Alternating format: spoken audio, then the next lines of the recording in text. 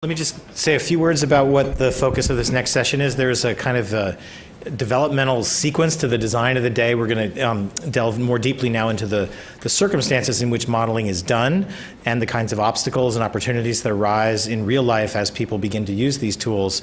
You're going to hear echoes of many of the same themes, but now rooted in three really terrific voices who have experience around questions of validation and decision making and critical issues around communication with policymakers around the utility and the usefulness of these things. We've got Michael Weisberg, who's associate professor in the Department of Philosophy at the University of University of Pennsylvania. Yeah, the other side, right. And then a terrific duo from Georgia, Karen Minyard, who's the director of the Georgia Health Policy Center and the associate professor in the Department of Public Management and Policy, Georgia State University, and Representative Sharon Cooper, who's the chair of the Health and Human Services Committee, the Georgia State House of Representatives. So we've got really terrific perspectives on these critical questions.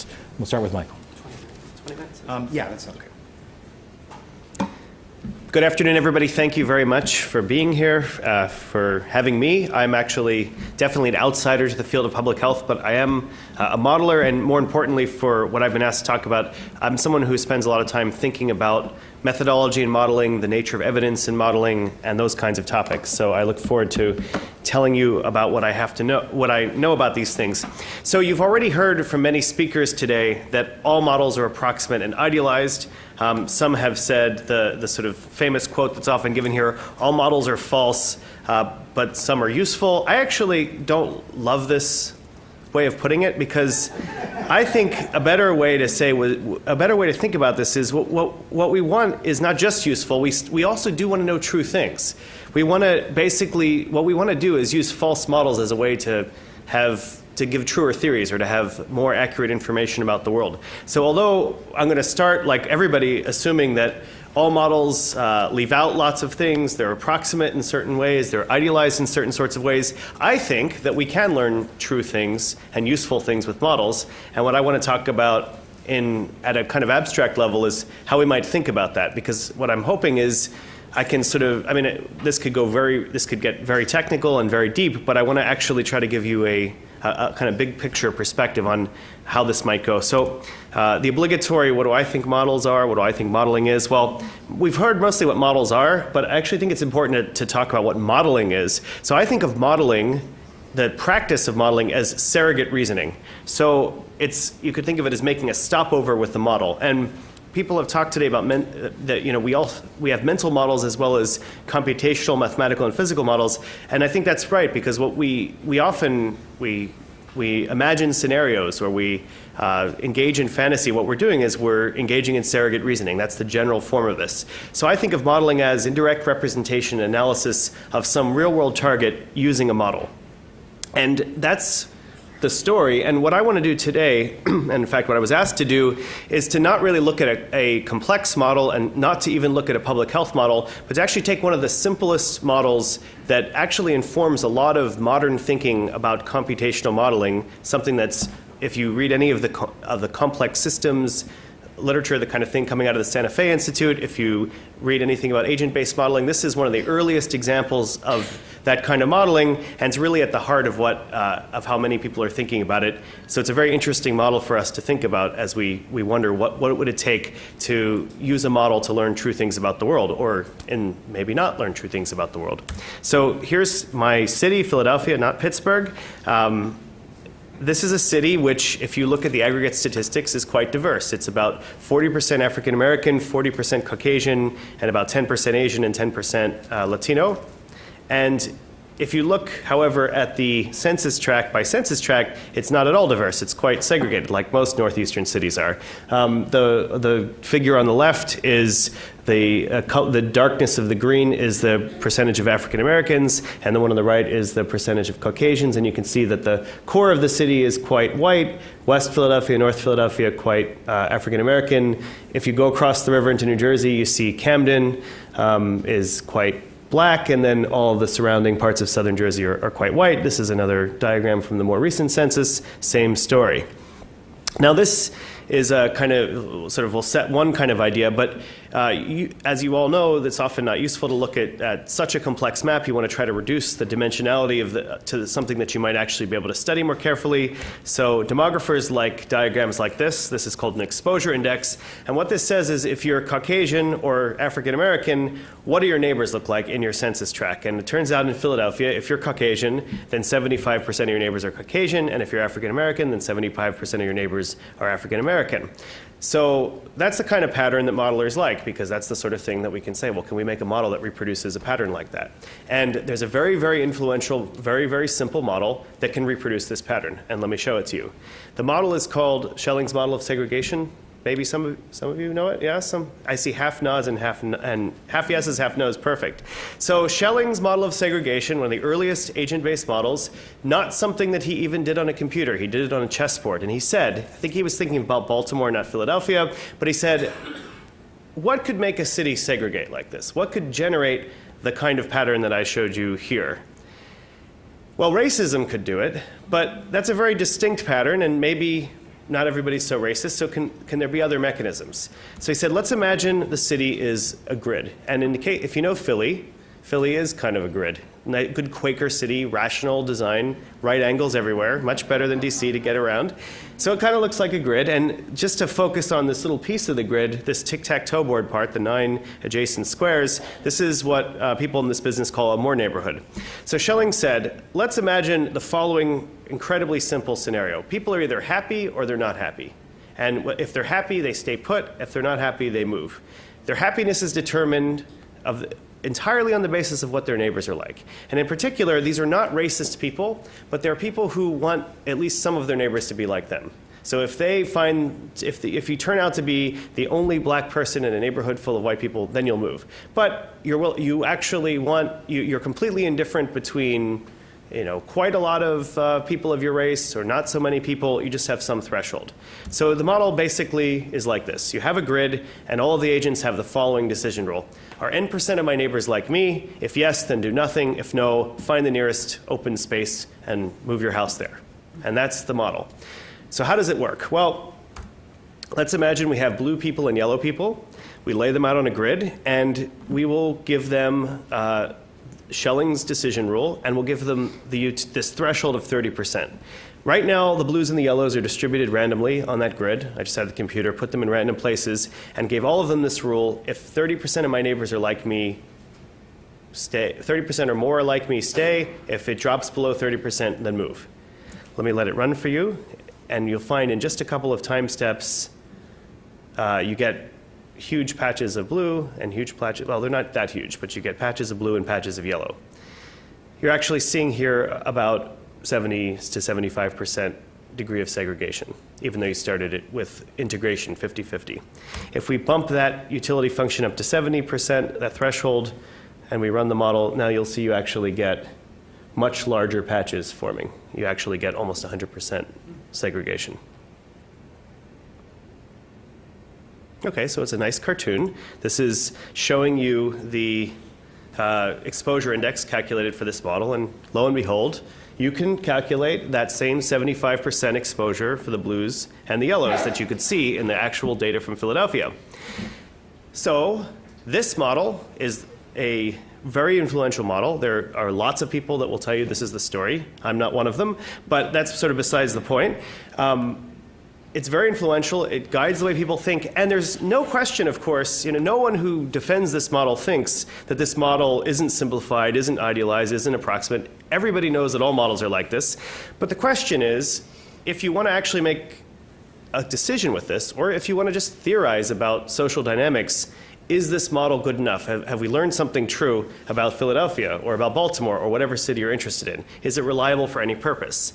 That's the question I think that we should always be asking, because even though I'm going to say some maybe negative things as we go about this model, Schelling's model has been really productive. For one thing, everybody that's ever worked in agent-based modeling has learned this model, and people continue to put agents on grids and give them utility functions and have them move around. So this is at the core of modern modeling practice, and yet, and everybody knows it's false, and all models are like that too, but so when is it that we can actually learn something from a model? So that's the question that I, at least in outline, want to talk to you about for the next few minutes. how to think about this issue. When can we learn true things from false models? Well, a recent trip to Germany gave me the idea that there's really two issues. There's a question of validation and a question about reliability. German trains have both, of course. Validation is the establishment of a certain kind of fit between model and target, and reliability is then, given that fit, how much should we believe the modeling result? And that's the kind of thing I'll just talk about very briefly, these two pieces. So let's talk about the validation part. Getting a little more deeply into what models are, I think that there are these interpreted structures. They have descriptions. These are often, mathematical equations or computer programs or something like that, and they are targeted at some real-world system. So that means they stand in some kind of a relationship of representation between the model and the target.